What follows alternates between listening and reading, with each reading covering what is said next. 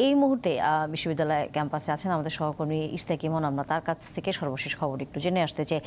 ইশতিয়াক ইমন, সর্বশেষ খবর জানানোর পাশাপাশি কিছুক্ষণ আগে মাননীয় প্রধানমন্ত্রী জাতির উদ্দেশ্যে ভাষণে আদালতের রায় পর্যন্ত সকলকে ধৈর্য ধরার আহ্বান জানিয়েছেন। সেই বিষয়ে কোনো প্রতিক্রিয়া পেয়েছেন কি কারো?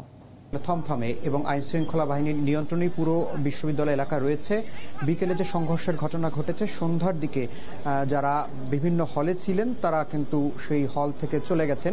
বেশিরভাগ শিক্ষার্থীকেই আমরা দেখেছি সূর্যসন হল, জসিমউদ্দিন হল, বঙ্গবন্ধু হল, সবগুলো হল থেকেই তারা সারিবদ্ধভাবে বেরিয়ে গেছেন এবং পুলিশ সেখানে বাইরে অবস্থান করছিল। তখন আসলে কিছুটা সংঘর্ষ চলছিল নীলক্ষেত মোড়ের এই জায়গাটিতে।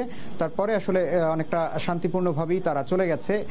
এখন আসলে বিশ্ববিদ্যালয়ের হলগুলোতে আর কোনো শিক্ষার্থী অবশিষ্ট আছে কিনা সেটি বিশ্ববিদ্যালয় প্রশাসন দেখভাল করছে। আমরা বেশ কয়েকজন প্রক্টরকে এরই মধ্যে দেখেছি যারা এই বিশ্ববিদ্যালয়ের হলগুলোর দায়িত্বে রয়েছেন। তারা প্রক্টররা কিন্তু সেই হলগুলোতে যাচ্ছেন এবং সেখানে দেখছেন অবশিষ্ট কেউ আছে কিনা বা কারো যাওয়ার সমস্যা তৈরি হয়েছে কিনা, অর্থাৎ হল বন্ধ হয়ে গেছে এরপরও কেউ নারী বা ছেলে শিক্ষার্থী রয়েছে কিনা যারা যেতে পারছেন না কোনো কারণে, সেই বিষয়গুলো তদারকি করছে। সেই রিপোর্টটি এখনো আসেনি যে অবশিষ্ট কেউ আছে কিনা। তবে হল ত্যাগের যে নির্দেশের পরে বেশিরভাগ শিক্ষার্থী কিন্তু বাইরে বেরিয়ে গেছে।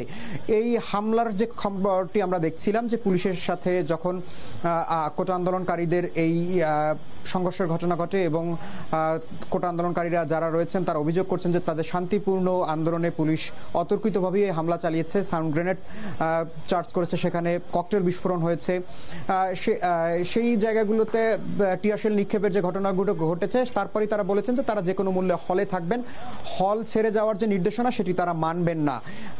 নেতাদের সাথে কথা হয়েছে, এখন পর্যন্ত তারা নতুন কোনো কর্মসূচি দেননি, তারা হল ছেড়ে যাবেন না এরকম একটি পরিষ্কার নির্দেশনা কিন্তু দিয়েছেন। কিন্তু বেশিরভাগ হলই এখন ফাঁকা রয়েছে। সবশেষ যে তথ্য রয়েছে অবশিষ্ট কেউ আছে কিনা বা যারা কোটা আন্দোলনের নেতা রয়েছেন তারা যে হলগুলোতে থাকেন তারা শেষ পর্যন্ত অবস্থান করছেন কিনা সেগুলো দেখভালের জন্য বিশ্ববিদ্যালয় প্রশাসন কিন্তু এরই মধ্যে সেই হলগুলোতে যাচ্ছে। আইন শৃঙ্খলা রক্ষাকারী বাহিনীদের সাথে একটু আগেই আমার কথা হয়েছে, তারা যেমনটি জানিয়েছেন যে এই বিষয়গুলো আসলে প্রশাসন দেখভাল করবে, হল ফাঁকা করার দায়িত্ব পুলিশের নয়।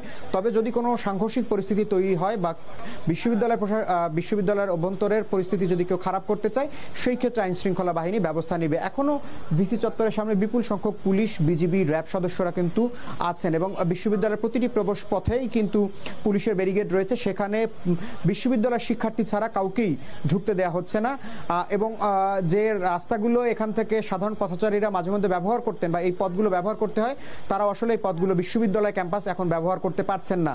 সার্বিকভাবে বলা যায় যে বিশ্ববিদ্যালয় ক্যাম্পাস এখন অনেকটাই প্রশাসনের নিয়ন্ত্রণে রয়েছে। এর বাইরেও হলে যদি কেউ থেকে থাকেন সেটি বিশ্ববিদ্যালয় প্রশাসন যদি জানায় সেই ক্ষেত্রে বিশ্ববিদ্যালয় প্রশাসন এটি সিদ্ধান্ত নেবে যে কি করে বাকি যদি কেউ থাকে তাদেরকে আসলে সরিয়ে দেওয়া হবে বা সরিয়ে দেওয়া যাবে। বা এখনো আপনি নিশ্চয়ই দেখতে পাচ্ছেন যে আমার সামনেই শিক্ষার্থীরা বাইরে, আমরা একটু ক্যামেরা পার্সনের সহযোগিতা দেখাতে চাই যে এখনো দেখতে পাচ্ছেন যে শিক্ষার্থীরা কিন্তু যাচ্ছেন, অনেকেই যাচ্ছেন এবং এইভাবেই আমরা দেখেছি সন্ধ্যার পরে অনেকে চলে যাচ্ছেন বিভিন্ন জায়গাতে। ঢাকায় যাদের আত্মীয় স্বজনের বাসা বাড়ি আছে সেখানে তারা যাচ্ছেন।